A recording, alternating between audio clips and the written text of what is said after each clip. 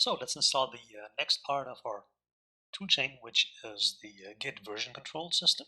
So, can bring up a terminal again, and if we type in Git, we will actually see that, and the system will tell us that no developer tools were found because they're part of Xcode. And we can, and down the road, we will actually download Xcode as well. But we also need the command line developer tools for the rest of the toolchain.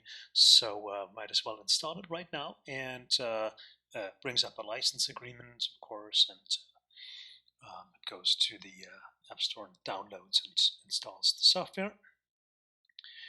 And once that's done, then we can go ahead and go to the App Store and actually download and install Xcode.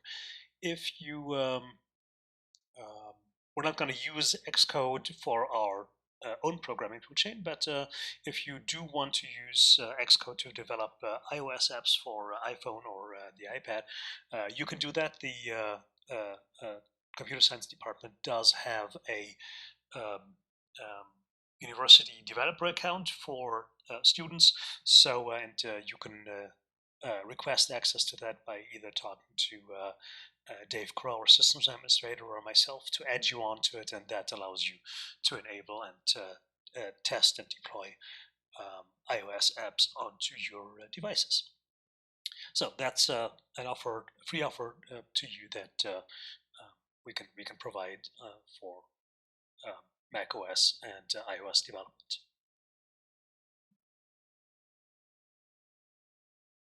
So with that being installed, now we actually see we get the git command. So that's great. And but let's go ahead and go to the App Store and actually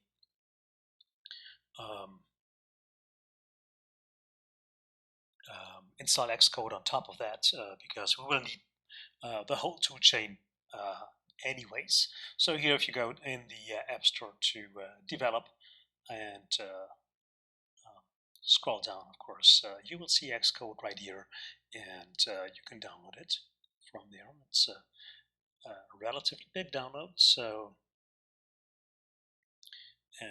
that'll take a while. And once this is installed, we are ready to go and onto the next step of our toolchain. So Git now is installed. Installation of Xcode will take care of the rest, including the compiler and everything else that we need. So that's it for this part of the toolchain setup.